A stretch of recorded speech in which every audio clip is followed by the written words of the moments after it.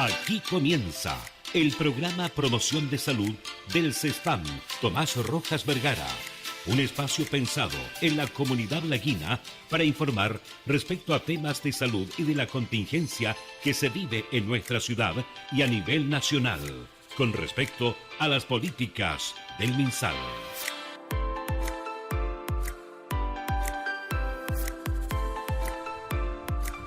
Así como todos los días del lunes, ya estamos con nuestro programa Promoción de la Salud. Está bien dicho, Daniela, nuestro programa o su programa, el de todos. ¿Cómo está? Bienvenida. ¿Ah? Hola, buenas tardes. Muchas gracias por esa bienvenida. Un día más aquí en Radio FM Luz. Saludo a toda la comunidad que nos escucha en nuestro programa, ¿cierto? Está bien decirlo nuestro y el de todos. Y el de todos. Sí. Como porque... esa. Exacto. Sí, Exacto. Como su eslogan, ¿cierto? Exacto. La radio de todos, promoción de la salud para todos. Ya, el día de hoy estamos con dos invitados muy importantes de nuestro CESFAM, ¿cierto? Nuestra matrona, la señora Claudia Segovia, y el doctor Farid Saade. Bienvenidos. Muchas gracias. Muchas gracias por este recibimiento, ¿cierto? Agradecido por la oportunidad de estar acá. Y un nuevo capítulo más para poder conversar respecto a algunos temas de salud importantes y que Claudita Segovia igual nos quiere informar e ilustrar. El otro día se dio tarea para la casa. Por supuesto. Sí. Y hizo las tareas porque me enviaron de que iban a hablar hoy día de los... Hice las tareas, sí. ¿Sí? Sí, no sé quién la traigo lista. Ya, pues. Tenemos entonces el campo de la salud. Yo me acordaba el otro día porque... Bueno, comenzamos con la costocondritis y todo eso, pero lo vamos a conversar después. Y por otra cosa, ya me acuerdo te mandaron un mensajito por acá. Me han dejado tarea para la casa. No sirve para el doctor Saade. Bueno, ¿por dónde quieren conversar? Díganos. Sí. Las damas primero. Sí, bueno, lo primero es saludarlos a todos y agradecer el espacio, ¿cierto? Para poder dar, es un aviso muy breve pero importante. Como mencionaba, mi nombre es Claudia Segovia, yo soy matrona del CESFAM y también soy gestora comunitaria. Y en base a esto mismo es que nosotros hicimos una postulación a una iniciativa que tiene por nombre Avanzando en Comunidad junto a promotores de salud, ¿ya? Esto viene enmarcado en un programa de fomento de la participación social en lo que son la atención primaria y es a través de ejecución de iniciativas locales de los cuidados comunitarios en salud, y esto es por parte del Servicio de Salud Valdivia. La buena noticia es que, nosotros hicimos esta postulación junto al Codelo de la comuna y a otras agrupaciones y salimos favorecidos. Esto implica habernos adjudicado un monto de 5.100.000 pesos aproximadamente, lo que nos va a ayudar para costear compra de implementos, insumos, algunos alimentos y algunas implementaciones para algunos talleres que vamos a realizar y que les voy a comentar muy brevemente ahora. El objetivo principal de esta postulación y de esta iniciativa es que nosotros podamos fortalecer la participación en salud de la comuna, y por lo mismo es que esto es una postulación con la misma comunidad, con los mismos vecinos, con los mismos usuarios y con quienes también nosotros hicimos la consulta de qué es lo que necesitaban para esto, ¿ya? No es algo que se nos haya ocurrido solo a nosotros. Dentro de las actividades que tenemos propuestas, tenemos, por ejemplo, muy a grandes rasgos, capacitarlos en formulación de proyectos, que en el fondo es para que ellos sepan cómo postular algunos de manera futura y de manera más independiente también. Vamos a realizar talleres de alimentación saludable, talleres de actividad física. Vamos a hacer una capacitación también en toma de presión arterial, lo cual es una práctica que ya se ha hecho en instancias anteriores y que ha resultado muy beneficiosa. Para esta actividad en específico, los cupos son un poco más limitados, ya que va con un costo también de una compra de estos insumos, porque el objetivo es poder entregarle a la comunidad este aparato de presión para que lo tengan y puedan utilizarlo con los vecinos, que es algo que ya hemos hecho también anteriormente, ¿ya? Vamos a tener también un encuentro comunitario como una feria saludable. Vamos a realizar en paralelo exámenes de medicina preventivo y vamos a terminar con una jornada de intercambio de experiencias, que es donde nos reunimos con usuarios y colegas también de otras comunas para tener un poco de retroalimentación de que se hicieron en otras comunidades y también nosotros poder tenerlos como ideas futuras, ¿ya?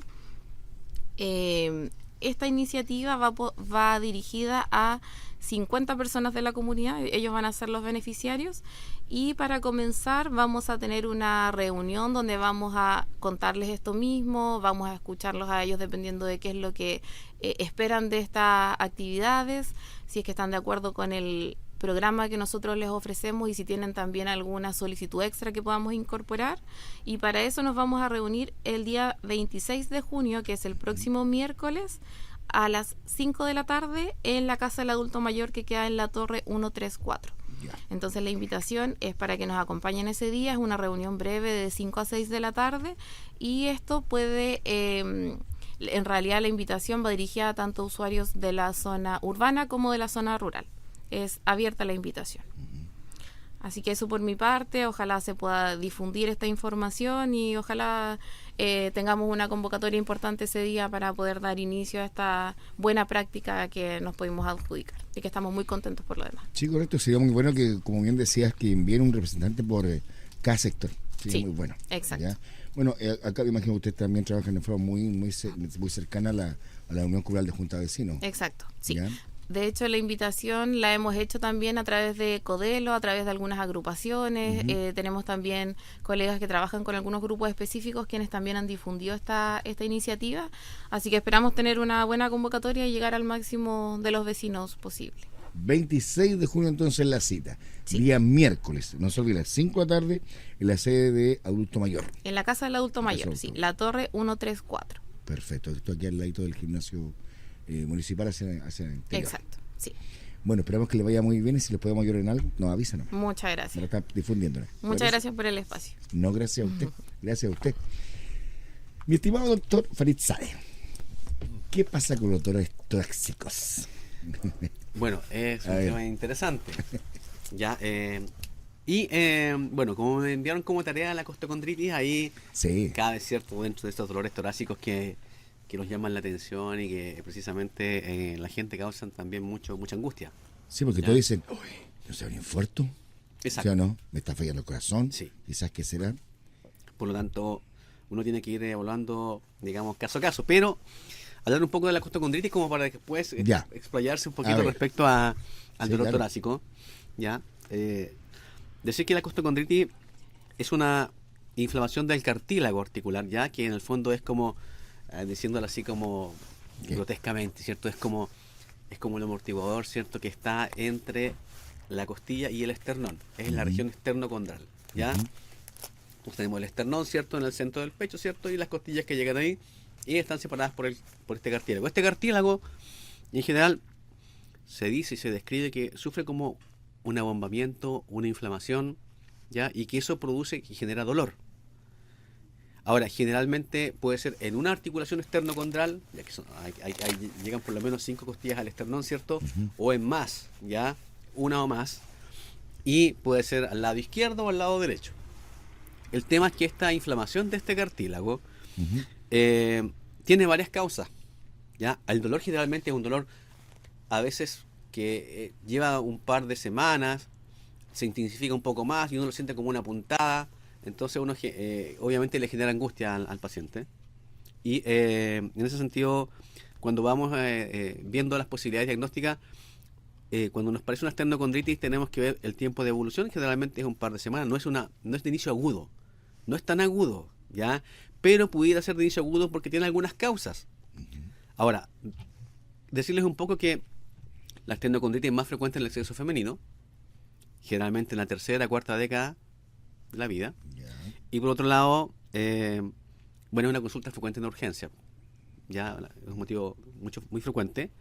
Y puede producirse, por ejemplo, generalmente los pacientes que son tosedores crónicos, a veces tienen episodios de tos muy paroxística, muy intensa, y evidentemente esto genera dolor, ¿ya? O dolor esternocondral. Pacientes también que utilizan mucho las extremidades superiores de repente, ¿ya?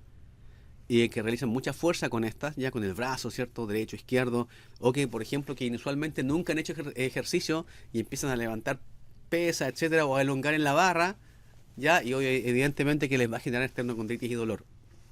Ya, entonces hay puede ser respiratoria como la tos, puede ser por traumatismos también, por contusiones que uno tenga el día anterior y después se inflama este cartílago. Ya otras causas también se mencionan como algunas inflamatorias, como enfermedades como la artritis, como el lupus. Ya raro de ver, pero sí pudiera la articulación esternocondral inflamarse también. Perdone, ahora que dijo lupus, esa fue la tarea para la casa. Ahora Ya. me acordé, ahora que lo estaba escuchando. Eso Lupus, era. ya eso Sí. hay que verlo a... Lo voy a buscar, lo voy Ya. a buscar.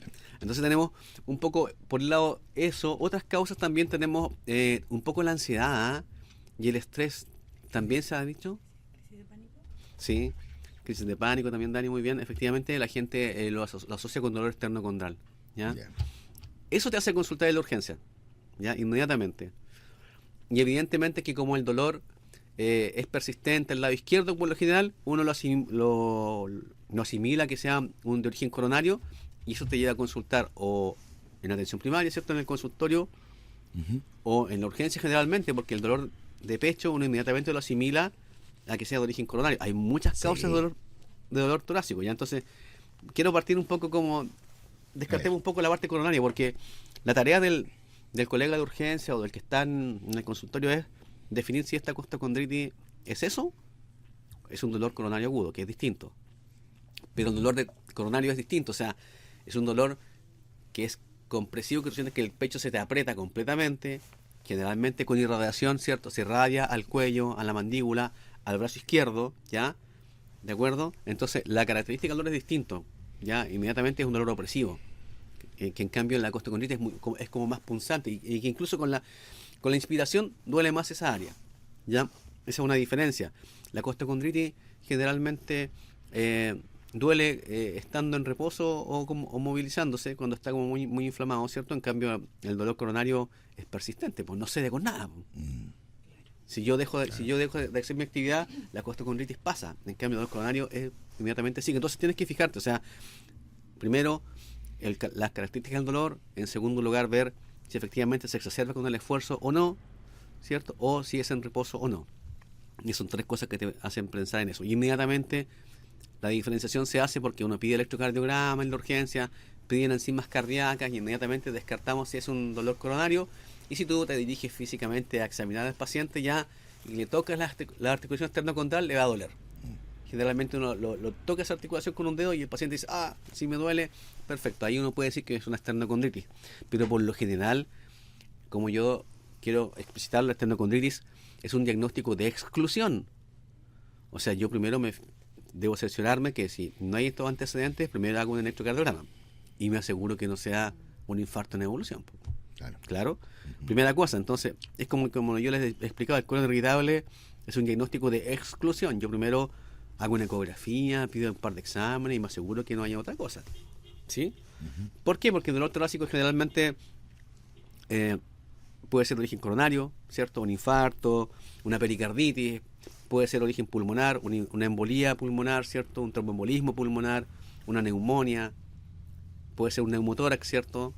O un hemotórax, cuando se acumula líquido o sangre en el pulmón o aire, ¿cierto? Entonces eso también puede originar dolores. Y claro, están los dolores osteomusculares que son generados por la esternocondritis. Pero también es importante un poco de evaluar que la esternocondritis, cuando uno ¿cómo la diagnostica? Porque generalmente le preguntan a uno, ya, ¿y cómo sabe que tengo esternocondritis? Si es una o el otro. Claro. Esa es como la pregunta del millón, ¿sí o no? Claro. Como yo les decía, primero me tengo que encargar de descartar lo grave. Ya. Un infarto. Lo primero que uno descarta, en emergencia siempre se hace eso. Salvo que el dolor sea muy categórico de esternocondritis, o sea, no tiene ninguna característica de ser opresivo, ni que se irradia ninguna parte del cuello, extremidad superior izquierda, ¿cierto? Mandíbula. Evidentemente yo pienso que ya es esternocondritis y a lo mejor me salto el tema de hacer enzimas cardíacas si el electrocardiograma me salió normal. El punto es que el diagnóstico es de exclusión, o sea, yo descarto el resto con el examen físico, con los antecedentes clínicos que me aporta el paciente y me quedo con este diagnóstico. ¿Cómo consignarlo desde el punto de vista más científico? Lo ideal es una resonancia, pero la verdad, hacer una resonancia y gastar ese dinero por un dolor esternocondral por ahora no es tan justificado. Efectivamente la resonancia muestra alteraciones inflamatorias del cartílago articular, ya muestra bombamiento, mayor vascularización, etcétera, pero eso no se hace, o sea, no lo hacemos porque de verdad que sería impracticable. Ya, por esa razón es que es un diagnóstico de, digamos, de exclusión. Ya, por lo tanto, sí es importante también para las personas darse cuenta que en relación a la esternocondritis tengo que fijarme cómo es mi dolor. O sea, si me duele cuando yo me estoy tocando el esternón, ¿cierto? Evidentemente ya no es coronario. Si el dolor es como punzante, ya lleva un par de días, pero no me presiona el pecho, porque el dolor de infarto generalmente es como un dolor opresivo, ¿ya? En cambio, la esternocondritis no es así. Y tampoco el dolor de esternocondral generalmente rara vez se va a irradiar o al cuello, o a la mandíbula, o al brazo izquierdo, que en caso de los infartos sí sucede. Y lo otro también, que del infarto se asocia a otros síntomas como náuseas, vómitos, taquicardia, sudoración, cosas que la esternocondritis no tiene. Entonces hay que ver el contexto generalmente. No es tan simple para los pacientes a veces diferenciarlo, por eso es que ellos consultan y están en todo su derecho de consultar, pero es bueno también que lo sepan alguna forma diferencial. El dolor de infarto, como yo les decía, es un dolor opresivo que no cede en el reposo y que se irradia, ¿cierto? Como les contaba, a mandíbula, cuello, extremidad superior izquierda. Se puede asociar a náuseas, vómitos, sudoración, etcétera. En cambio, la esternocondritis no, porque es un dolor muy puntual. A veces puede afectar a más de un cartílago esternocondral, pueden ser 2, pueden ser 3 también. Y está el antecedente de o hice un esfuerzo indebido el día anterior, o estoy haciendo un esfuerzo con la extremidad superior izquierda o derecha muy intenso que antes no lo había hecho, o tuve un traumatismo, o la verdad tengo una enfermedad pulmonar obstructiva crónica de la cual he tosido, tuve una infección y estoy tosiendo más allá de la cuenta. O se asocian otras cosas también, el estrés, la angustia. El estrés. El famoso, claro, un estornudo. El famoso estrés. Sí, hay estornudos que son caóticos. ¿Sí? Entonces, ese es el tema fundamentalmente que sucede con la esternocondritis. ¿Patricio? No, lo ¿Quieres? que pasa es que lo estaba escuchando con alta atención porque, claro, la primera pregunta que hice yo fue, a ver, ¿cómo diferenciarlo? Porque si nos duele el pecho, partiro, aquí estamos con cosas, un infarto, aquí esto. Pero acaba de decir, náuseas, vómitos, esto no hay una pila de cosas. El tema del brazo izquierdo, que es tan importante por lo demás. Y cuando te escuchaba, Fred, se me vino a la memoria una situación que viví como en mi familia, de hace muchos años atrás, donde, gracias a Dios, de cierta manera pudimos descubrir o darnos cuenta que era un infarto y poder solicitar la ayuda en el momento, ¿ya? Y eso fue muy importante, el poder actuar rápido y es todo lo que tú dices. Gané de vomitar, le dolía mucho el pecho, sentí un fuerte dolor, se trasladó hacia el brazo izquierdo y gracias a Dios, como te digo, se fue una cuestión así de minutos y llegamos para muy poder típico, salvarle la vida. Clásico. Entonces eso, yo te escuchaba con alta atención y decía, en realidad es así. Es que es así, Es generalmente. Claro. Ahora, hay infartos, bueno, no es el tema de conversar la cardiopatía coronaria ahora, pero hay infartos de pared inferior del corazón que se irradian más que nada a la región central del estómago y uno siente como un dolor ahí. También pero igual se asocia a dolor, sudoración, náuseas generalmente, ya taquicardia, etcétera. Cosa que la esternocondritis no, o sea, la esternocondritis generalmente es muy localizada, no se irradia, tiene estos antecedentes que yo te exponía. Sí. ¿Tú pensás que es más común en la mujer que el hombre? Más común en el sexo femenino que en el sexo masculino, efectivamente. Ya. Pero no tendría por qué no hacer el hombre. Imagínate cuántos hombres de repente inician actividades con pesas y a veces con un peso muy exagerado comienzan a hacer ejercicios intensos que nunca antes habían hecho y efectivamente van a tener este tipo de dolores. Lo sé, lo conozco un poquito el tema porque a mis hijos les dio el tema de la costocondritis. A los 3. A los 3, imagínate. Sí, a los 3. Entonces, ahí es un tema. Y en pediatría es frecuente verlo también. Sí, fíjate que en los niños y los adolescentes, claro, hoy en día nuestros adolescentes generalmente están más preocupados también de hacer ejercicio algunos, de dedicarse al levantamiento de pesas, etcétera, que claro. Al mío también tengo que a veces parármelo también por lo mismo. ¿Sí? Claro. Se obsesionan a veces demasiado. Sí, sobre todo con el deporte, en los colegios, les exigen mucho los Sí. rendimientos. Sí, tienes toda la razón. Que practiquen deporte de bajo impacto, que les vaya muy bien, excelente. Sí, después hay que ir escalando, pero así es la forma correcta. ¿O no, Daniela? Usted sabe más que yo en eso. ¿Cierto, Dani? ¿Sí o no? Sí, hay que empezar lentamente. Sí, no volverse loco, así como ya, hasta 500 kilos. No, muchos. Sí, claro, evidentemente, o sea, imagínate. Una esa de kilo nomás. Sí, claro. Ahora, ojo, el tratamiento igual quería tocarle un poquito que en general no es sí, claro. un poco mencionarles que el tratamiento de la esternocondritis son antiinflamatorios. Ibuprofeno, diclofenaco por un par de días. Paracetamol no ha funcionado mucho porque, como les contaba, que generalmente la esternocondritis, como dice itis, todo lo que diga itis, generalmente es inflamación. Otitis. Entonces, claro, por lo tanto, con algún antiinflamatorio deberían manejarse bastante bien. Ya por ahí se menciona también fisioterapia, etcétera, pero yo creo que generalmente usando antiinflamatorio sucede el cuadro y debería ir mejorando. Perfecto. ¿Ya? Pero es súper importante tener en consideración ese tipo de cosas porque uno se olvida de repente de que estuvo haciendo cosas el día anterior muy, muy exageradas y eso te va a favorecer a que tengas dolor esternocondral. Lo malo es cuando ya al lado izquierdo, obviamente, todos nos preocupamos y nos asustamos porque pueden ser múltiples cosas.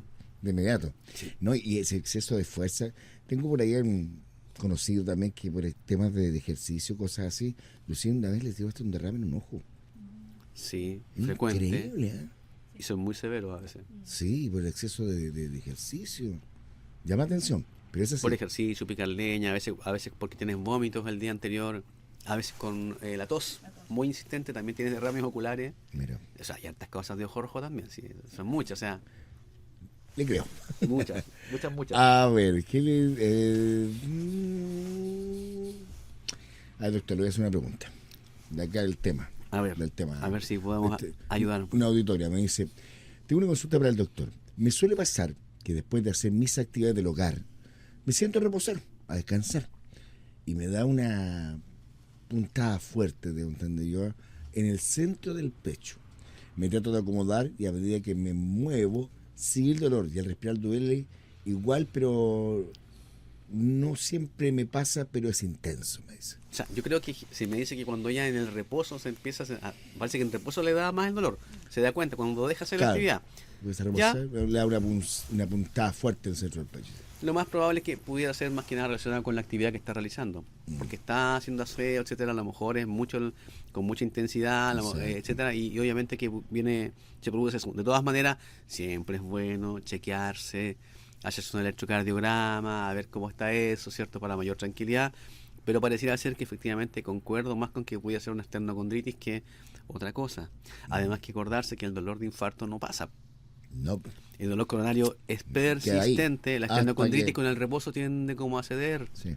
Se fijan, entonces allá hay algunas diferencias. Incluso, para no ir un poco más lejos, pero en pediatría, el reflujo gastroesofágico o la esofagitis en los niños simula, o sea, puede ser una causa de dolor torácico y existe una enfermedad que es rara de ver, que son los espasmos esofágicos. Ya. Y el espasmo esofágico difuso es tal como se me dice, es como una contracción, pero del esófago, y de verdad que eso duele mucho. Ya, raro de ver, implica un estudio mucho más prolongado, pero también es un diagnóstico diferencial de dolor torácico y que la gente también se asusta. Exacto. Increíble, pero somos... A ver, ¿cómo lo puedo decir? Que no creo que se me malentiendan. Ya nos preocupamos, no, pero de verdad que nos preocupamos a veces de más, pero a veces cuando las cosas son más o menos serias, como las tomamos así muy a la ligera. Somos como que extremistas. Sí, yo creo desde mi punto de vista, igual, Patricio, que ojalá es mejor que las personas consulten, porque está la opción de tomar un electrocardiograma, que no es un examen caro en la atención primaria, que está disponible. Bueno, hoy en invierno la verdad está difícil disponer de radiografías de repente porque está complejo por la gran demanda de enfermedad respiratoria. Sí. Pero siempre es bueno tomar algunos exámenes de estos atingentes como para decir, ya esto es una esternocondritis, etcétera. Ya muchas veces es recomendable hacer un screening un poquito más ampliado, y eso primero mejorando un poco la relación médico-paciente, que para mí es súper importante. Ojalá tener esa confianza y darle la tranquilidad al usuario que no tiene nada, porque si no el paciente va a seguir quedándose con la duda y consultando en uno y otro lado. Ya, yo estoy contestando una amiga que me está haciendo otra consulta de usted. Sí. Ya le contesté para que se pueda contactar con usted. Acá una amiga dice, mira, lo que dice ella, a mí me pasa lo mismo que la señora del aseo, me dice. Otra amiga. Y los electros siempre me salen buenos. Ya, o sea, por lo menos se ha visto que se hizo un screening por lo menos del dolor torácico, y ya han estado menos los electros, y eso ya es más tranquilizador. Evidentemente. Exacto. Que eso ya implica que, como yo les decía, o sea, es un diagnóstico de exclusión. Yo muchas veces O sea, salvo que sea muy notorio el cuadro y el dolor muy agudo y el paciente me diga, no, doctor, es que ayer estuve levantando pesas o haciendo un ejercicio indebido y hoy día tengo dolor esternocondral, me quedo con ese diagnóstico de inmediato. Pero si no, evidentemente que siempre es bueno hacer un screening un poquito más profundo como para la mayor tranquilidad del usuario. Porque a veces hay dolores torácicos súper agudos, muy agudos, pero igual se asocian a otros síntomas y ahí puedes tener, no sé, un tromboembolismo pulmonar.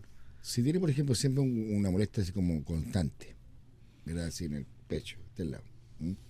¿Qué se puede pensar? ¿Qué es lo que está diciendo de la costocondritis? Generalmente, o sea, el dolor esternocondral, generalmente con el reposo tiende a ceder, ¿ya? Pero cuando hay algo más orgánico, por ejemplo, el infarto no pasa. Un tromboembolismo pulmonar es un dolor intenso, pero además te produce disnea, o sea, esta sensación de ahogo y de dificultad respiratoria, ¿ya? Por lo tanto, ya es distinto, tiene otros síntomas, ¿ya? Entonces tú tienes como, ya hay posibilidades diferenciales. O hay un dolor torácico intenso en un lado del tórax, pero el paciente tiene tos, fiebre y probablemente tenga una neumonía, que también suele suceder. Entonces, la verdad es que todas las enfermedades que estoy describiendo tienen algunos síntomas y signos clásicos que te hacen sospechar y descartar la esternocondritis. Claro. Siempre tienes que ir como buscando un poco más allá de solamente el dolor. O sea, pueden ser múltiples causas, ¿ya? Como hablamos en la mañana de esta paciente que salió descrita en las noticias de Europa, que era una fumadora de vapor, ¿cierto? Estos cigarrillos electrónicos, y hizo un neumotórax, por tanto fumar, pero de verdad que era, no me recuerdo la cantidad, pero era mucha lo que yo recuerdo, y efectivamente tuvo que ser operada, etcétera. Claro, porque muchos opinan que el vapor es como una solución para dejar de fumar, y no es así. No. No es así. Es un grave error. ¿Sí? Ya. Exacto, no es la solución. No es Además que es atractivo, que tienen como sabores, etcétera, Claro. que uno evidentemente que con eso está mucho más, piensa que menor la cantidad de tabaco, nicotina, etcétera. Claro, exacto. Dice, la solución es súper simple, deje de fumar. Exacto. No hay Deje otra. de fumar. No hay otra, exacto. Bueno, a ver, ¿qué me decía una vecina por acá? Bueno, lo voy antes que seguir, después se me va a olvidar. Sí. Ya que lo tengo muy acá abajo en los WhatsApp que me enviaron hoy día temprano, que estoy buscando acá donde está nuestra amiga, que nos envió el correo. En serio, mire, a ver, ¿a qué hora me envió el WhatsApp? Fue tempranito. Aquí está. Ahí le dice, el doctor Farid Saeb. Y esto fue escrito hoy. Esto fue como a las 10:10 de la mañana. Ya. Se podría hablar en un próximo programa del lupus, porque es una enfermedad autoinmune que muchas personas pueden estar padeciendo y que no lo saben. Y que muchas veces también afecta a la piel. Y se cree que es una alergia y flash, no es alergia. Sí, la verdad es que el lupus es una enfermedad muy atípica de repente en algunos casos. Su manifestación no es tan clásica. ¿Ya? Y a veces, claro, aparecen con algunas lesiones de repente en piel, en lengua, algunas placas, etcétera, y son más que nada de origen lúpico. ¿Qué más? Tema interesante porque de verdad que muchas veces tampoco nosotros tenemos demasiado contacto a veces con estos pacientes con lupus. Ya a veces cuando es muy florido, claro, uno dice, esta cosa es lupus, pide lo que se llama y te salen positivo. Pero a veces un lupus, hay enfermedades como lupus-like, que son como similares al lupus, que son como menos intensas, que tienen algunas características especiales y que evidentemente te van como un poco dificultando el diagnóstico. Yeah. Y a veces a veces hacen complicaciones muy extrañas. De repente, por ejemplo, en medicina interna lo veíamos, a veces una mujer joven con síntomas de enfermedades raras, extrañas, atípicas, como derrames pleurales, por ejemplo, y es por lupus. O pericarditis secundaria a lupus. Entonces son muchas estas inflamaciones digamos que van apareciendo en distintas partes del cuerpo que pudiesen también ser, claro, de origen lúpico. Tema interesante de conversar. ¿Cuál? ¿Acá? Ahí está, pues. Tiene razón. Lo que pasa es que me enviaron algo que estaba bien joven esta foto usted, Estaba mirando con Daniel una foto decía, que se ve joven y el doctor Farid Saeb ahí. Y acá está promoción de la salud. Está. O sea, no. Sí, hace bastante tiempo eso. Oiga, doctor, yo siempre le hago la misma consulta. Usted estaba hablando del tema del ibuprofeno, el maravilloso ibuprofeno, ¿verdad? Que nos sirve para tantas cosas, ¿verdad? Claro. Claro, como usted sabrá, nosotros somos re buenos para tomar las pastillas, así a lo que. No, esto es para esto, no es esto para esto. Pero tampoco el tema de digamos, del tema que está hablando, es como para automedicarse, tampoco volverse loco tomando ibuprofeno. Por supuesto. Muy buen punto ahí, Patricio, porque de verdad que uno dice, ya, analgésico sí, pero si el dolor es muy severo, será por un día, máximo 2. Pero tampoco estar para estarte automedicando, porque igual el riesgo de usar ibuprofeno indiscriminadamente, el uso de antiinflamatorios, produce también daño al riñón, porque también podemos llegar a enfermedad renal crónica secundaria a abusos de antiinflamatorios. Lamentablemente sucede también. Esa es la realidad. Exacto. Paracetamol descartado. Sí, no está muy probado en realidad la evidencia que el paracetamol sea una gran solución, porque, como yo les decía, la esternocondritis es como inflamación y el paracetamol es poco lo que puede hacer como analgésico, sí, pero como antiinflamatorio es menos su poder, digamos, resolutivo. Ya, perfecto. ¿Y escucharon ya? Si usted se presenta estos síntomas, bueno, primero, ir al médico. No quedarse con la duda. Yo creo. Porque lo decía hace una tarde al doctor, sus colegas, por ejemplo, en urgencia se encuentran con muchos de estos casos. No hay una edad para esta molestia, por decirlo de alguna forma, ¿verdad? Claro, lo que pasa es que, en general, el hecho de la esternocondritis fue descrito en el año 1921 por el señor Tietze. Uno lo conoce como síndrome de Tietze. Tietze, ya, porque fue quien la descubrió y ahí sí, estamos hablando de hace más de 80 años. Perdón, más de 100. Más de 100 años. 103. Que 103, claro, 103, muy bien. Claro. 103 años que apareció. Imagínate la esternocondritis, quizá cuánto tiempo debe haber estado, por todo lo que te explico, pero fue descrita recién ahí. Imagínate. Entonces, si te das cuenta que estamos hablando que hace 100 años, pero ¿hace cuánto que existe la medicina? Y no sé qué se habrá interpretado antes estos dolores. Quizá. Claro, entonces te das cuenta que evidentemente si uno se retrocede en el tiempo, no sé qué explicación habría existido para ello. ¿Ya? Y ahora recién la esternocondritis ha sido demostrada incluso con resonancia. El escáner igual algo pudiese mostrar. Una ecografía también algo pudiese, pero por lo general no se hace, porque de verdad que primero tiene mayores costos digamos, de salud, es poco costo efectivo en el fondo. Esa es la realidad de las cosas. O sea, ¿para qué voy a pedir un examen adicional que el paciente va a tener que pagar porque no existe una ecografía de esternocondral o de partes blandas en APS? Y lo voy a hacer gastar por algo que va a ser innecesario. Correcto. ¿Se fija? Esta molestia solamente se tiene que dar en esta parte del cuerpo, no hay otra. No, la esternocondritis solamente ahí. Ahí. Sí, porque tiene que ser en el cartílago esternocondral. ¿Cierto? Ya. Sí, correcto. La costilla unida al esternón, ¿cierto? Justo en esa región. Ya, por lo tanto, como les decía, o sea, quizá lo bueno es que hoy día sí se sabe que existe, porque a lo mejor hace 80 años atrás o 100 años atrás fue descrito por este señor, pero no había cómo demostrarlo, no había resonador. Claro. Ahora la resonancia te dice que ahora sí, efectivamente está. Y eso ya nos da más tranquilidad, porque no es solamente una ocurrencia, digamos, de los profesionales o de los científicos, de que la verdad es que el síndrome de Tietze existe. La costocondritis, bueno, esternocondritis, como dice, hay algo que se lo voy a preguntar. El tema de poder dormir. Pero imagino que la posición en la cama no es la misma de siempre cuando uno está con esa famosa molestia.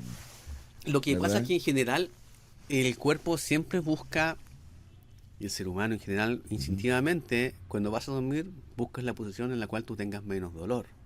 Claro. ¿Ya? O como tú hagas, o sea, más funcional tu por ejemplo, tu organismo.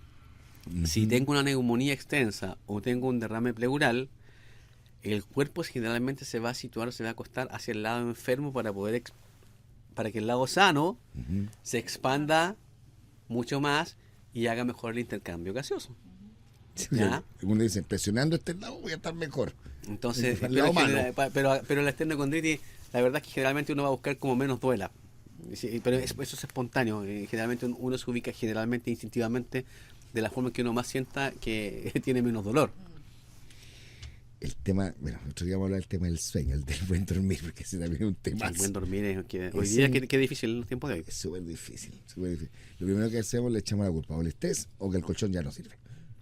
Algo tenemos que echarle la culpa, ¿sí o no? Algo tenemos que culpar. Menos a las pantallas. No, las pantallas no, si yo me duermo porque leo, veo el teléfono, se me queda el teléfono en la cara de repente. Por eso lo leo, porque me da sueño. Mentira. Don Patricio, dígame, Daniela. Ya hablamos de ese tema con don Rubén, la higiene del sueño. La higiene del sueño, sí me acuerdo. Don Rubén me quería ya la rastra para allá. Yo cuando me dicen viene don Rubén, empiezo aquí a tiritar. Es que- Saludos a don Rubén, no es chiste. No, No, si me ha retado. ¿Cuándo? No sé. Algún día voy a ir. Está bien. Está bien. No, sí, es verdad. Oiga, yo tengo otra consulta acá. A ver. Chuta, no sé, pero a ver. Se lo voy a preguntar, aprovechando que está aquí. Buenas tardes, Patricia. Una pregunta para el doctor Saez. ¿Qué diferencia hay, doctor, en esto que usted estaba hablando de lo analgésico? ¿Diferencia entre el paracetamol en polvo y otro? ¿Cuál es la diferencia? ¿Hay alguna diferencia? Aparte de ir en polvo uno y el otro esté sólido, por decirlo de alguna Lo que forma. pasa es que el paracetamol en polvo a veces es más concentrado, viene de 1 gramo.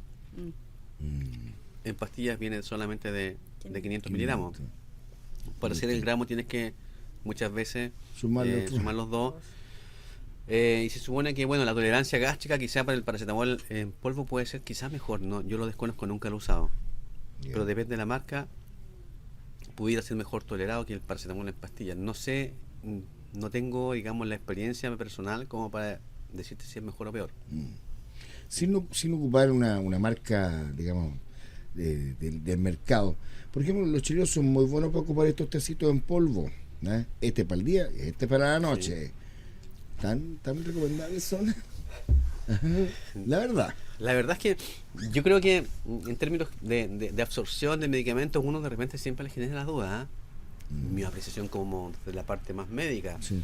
que la absorción medicamentosa de estos medicamentos o soluciones en polvo a veces te dejan, te llaman la atención, ¿ya? Pero probablemente de que tienen algún efecto, sí debe haberlo, porque igual se absorben ya a nivel gastrointestinal. El punto es, ¿qué es mejor? ¿El comprimido, la cápsula o la verdad estas presentaciones de estos liofilizados en polvo? Yo creo que es muy relativo, es un tema que nunca se ha tocado así como sinceramente, porque a lo mejor la cápsula no diría que sea más segura, porque saltas el pH gástrico y se libera a nivel gastrointestinal directamente, y los comprimidos quizá a lo mejor muchas veces la gente los mastica.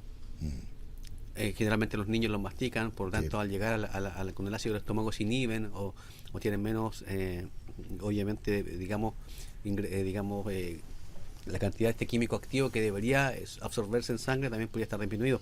Pero imagínate, de todas formas, si no también podríamos cuestionar los jarabes, y los jarabes que tú les das de amoxicilina, de claritromicina, efectivamente ejercen su acción antibacteriana en esta presentación. Entonces, de repente uno entra en cuestionamiento con estas cosas, pero siempre han tenido buena respuesta, y yo creo que y los estudios te muestran que las concentraciones por lo general de estos medicamentos en jarabe o presentaciones en polvo sí tienen buenas concentraciones y llegar igual al nivel sanguíneo. Así que yo creo que de todas formas es válido usarlos. Sí, lo que pasa es que me recordaba, yo siempre le cuento el de la abuelita. El en polvo, casi dije la marca, ya. Uno en polvo, ¿verdad? Para el día, para la noche sobre todo, para la noche, ¿ya? Sí. Y tápese, abríguese, como que usted va a transpirar y se le va a pasar mañana tan impecable. ¿Sí o no? Sí, Efectivamente. Pero sí es verdad pero que tienen un buen efecto, porque sí, el Tapsin caliente día, noche, sí, tiene, de hecho yo he utilizado de repente Tapsin día, noche y nunca he tenido ningún problema. En general creo que ha tenido un buen efecto que uno busca. No sé la opinión en realidad que tendrá un experto, un químico de farmacia, que nos diría, que también es un tema, cuál es su opinión de ello en su formación, porque derechamente ellos son quienes más tienen esta cercanía con las distintas presentaciones farmacológicas. Pero lo que yo puedo decir desde la parte práctica y por lo que uno ve desde los pediatría hasta la edad geriátrica, es que estas presentaciones tanto en jarabe como en polvo han sido muy beneficiosas para la población y efectivamente son benéficas buscando tratamientos. Así que no podría cuestionarla. No, para nada. Y la oblea china. Bueno. Claro, la oblea china, claro. O como dice el colega de otra radio, Piretani, ya. Sí, pues, verdad. Ya, lo pasa, doctor, le consultaba por el tema de la diferencia, porque a mí me recetó un doctor el en polvo. En polvo. Sí, por eso le hacía el consulta acá. Yo creo que generalmente tiene dos ventajas. Quizá la tolerancia gástrica es mejor. Te tomas un sobre cada 8 horas en vez de tragarte 6 pastillas.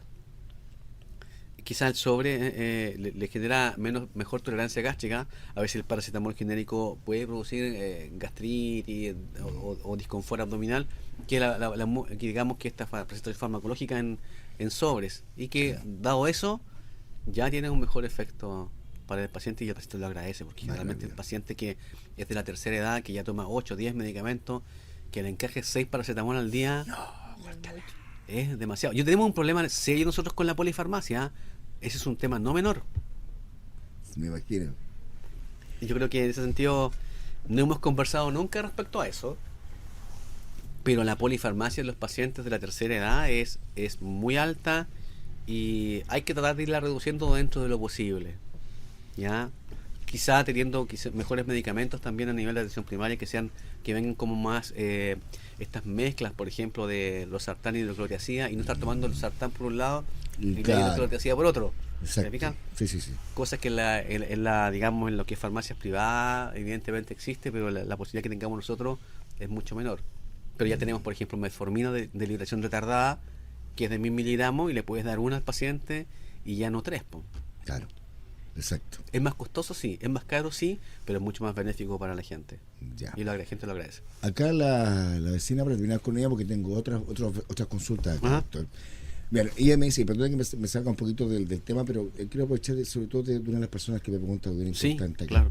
Bueno, ella dice que toma 1 al día. Perfecto. Uno que dio el doctor, 1 al día. Genial. Gracias, amiga. Acá no lo conozco, un amigo dice que él toma Tapsin Lover hace bastante tiempo, que está muy bien, dice. No lo he escuchado, pero verdad que yo le agradezco la creatividad a nuestros autores. Bien, se le agradece su participación, igual a que en el programa de todas maneras. No conozco esa presentación, pero bueno, vamos a buscarlo. Ya. A ver si les traigo más información próximo lunes. ¿Qué laboratorio será? Ya. No se la olvida nunca esa. Tapsin Lover. No, para nada. Aprendiendo con uno aquí en la radio. Estoy aprendiendo a buscar. Oye, pero es que Tapsin Lover que usa no sé. No, porque ya. Vamos a buscar.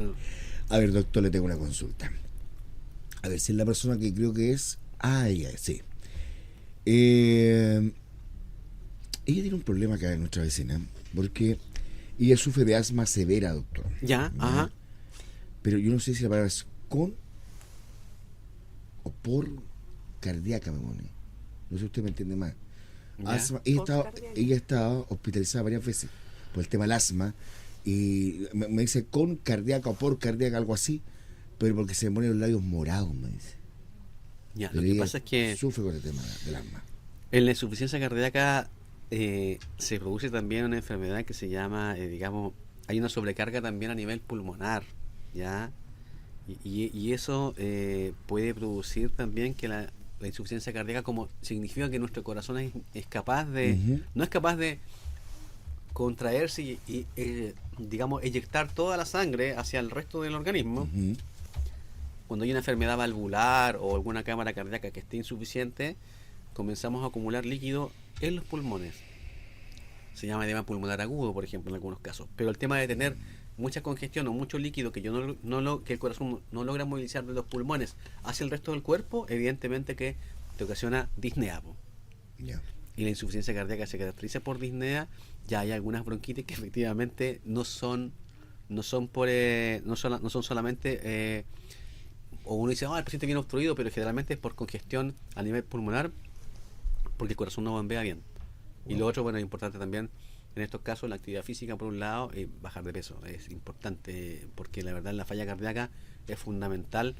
Incluso hay pacientes que se dicen o se cansan, digamos, con movimientos muy leves o distancias mínimas, y el tema es por desacondicionamiento físico. Hemos enviado de repente pacientes a ecocardiograma a Valdivia por insuficiencia cardíaca, le han hecho ecocardiograma y la respuesta del cardiólogo es falta de acondicionamiento físico. Nada más que eso. Nada más que eso. Con ecocardiograma normal. Mira. ¿Ah? Uno de los ejercicios más fáciles de hacer, camine. ¿Sí, no, doctor? Pero sí, hay varias cosas que, claro, hay que ver si esa asma que ella le dice efectivamente puede ser secundaria a la insuficiencia cardíaca, que ya es distinto. Sí, correcto. Amiga mía, le contestó el doctor. Se llama hipertensión pulmonar, por si acaso, ahí hay un síndrome que se llama. Ya. A ver, ¿qué me dice acá? A ver, doctor. Quisiera consultarle al doctor, ¿qué puedo tomar para el dolor del cuerpo? Yo cuido, mire, pregunta esta, yo cuido a mi mamá en el hospital todas las noches. Ya lleva 15 días hospitalizada y se duerme muy incómoda y de día me duele todo, dice ella. ¿Qué puedo hacer, por favor? Yo tomo ibuprofeno, eso me calma un poco, pero me da miedo tomar mucho. Si la voy a orientar a usted, ¿no? O sea, A ver, yo complicado. quiero, o sea, mi primera pregunta sería si esto le pasa desde que está en el hospital Claro. y si antes no era así, porque si esto está ahí, lo más probable es que sea incluso más reactivo a la situación que está viviendo. Acuérdense de lo que hablamos de la fibromialgia, pero tenemos que tener 3 meses de dolor, Claro. ¿cierto? Porque Exacto. hablamos de un dolor osteomuscular crónico. Entonces, hay que ver primero tiempo de evolución, si a lo mejor está demasiado estresada y le duele todo. Sí. Y lo otro, había que ver en realidad las técnicas, cómo moviliza a este paciente, porque se supone que hay técnicas para movilizar al paciente que está dependiente severo postrado en cama, porque si no logro no sé movilizarlo o no tengo mucha ayuda, evidentemente que voy a empezar con dolores de espalda, muchas veces también de hombros, etcétera, ¿ya? Y el acudir solamente a muchos antiinflamatorios tampoco es muy recomendable. Entonces sería bueno saber si a lo mejor tiene este cuadro hace largo tiempo. Ya. Ahí yo le pregunté a usted. Ya. Ya le escribí acá, si de ahora, le puse, ¿de ahora o de siempre la molestia? Le tengo una consulta, doctor, y esto con el tema que estaba tocando. Dice Ajá. acá, un varón, me hice varios electros y no me arroja nada, dice. A ver, muy seguido sufro dolores del costado del pecho y el medio del pecho también, ¿ya? El médico me dijo que puede ser una electrocondritis. Sí, ya, ¿Ya? sí. Me dio un tratamiento y el dolor sigue. Le pregunto, doctor, ¿cuánto tiempo va a durar una electrocondritis? Porque igual me dijeron paracetamol en polvo. ¿Cómo detectar si son ataques de ansiedad y si son peligrosos? Lo que pasa es que, ojo, yo creo que ahí si hicieron estudios con electrocardiograma y están normales, habría que preguntar si esos dolores son solamente en el reposo o no.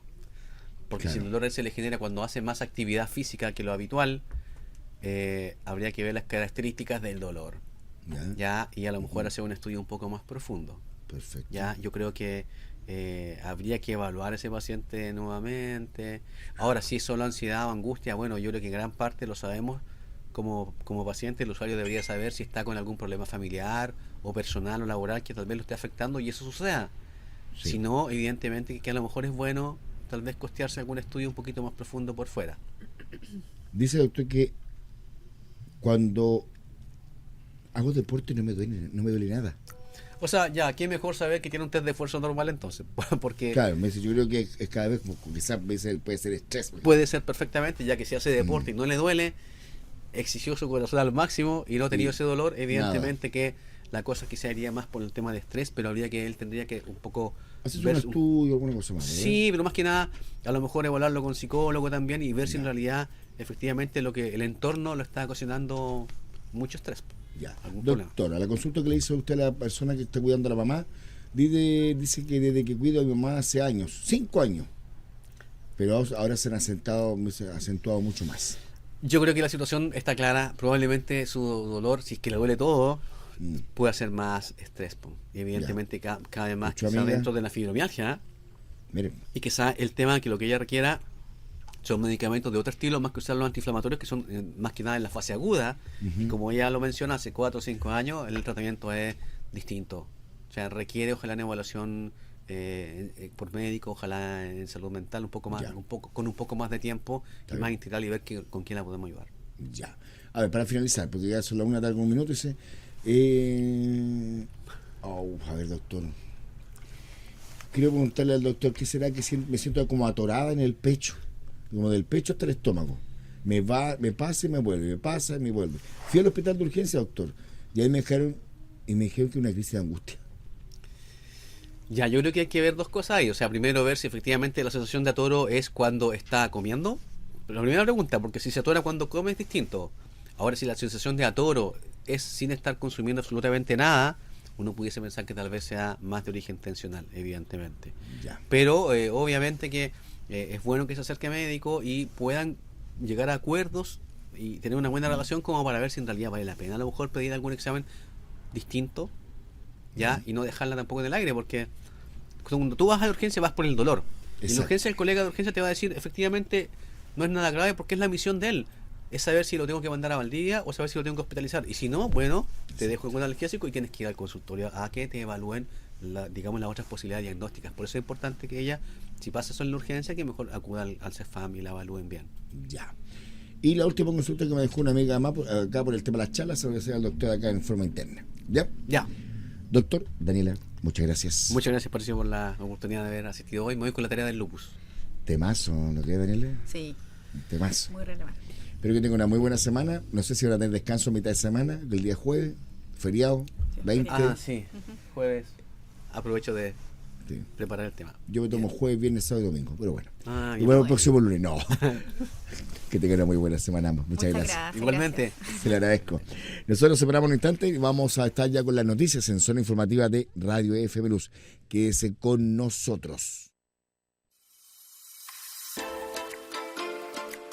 Fue el programa Promoción de Salud del CESFAM Tomás Rojas Vergara, un espacio pensado en la comunidad laguina para informar respecto a temas de salud y de la contingencia que se vive en nuestra ciudad y el resto del territorio nacional, con respecto a las políticas del MinSal. Será hasta el próximo lunes.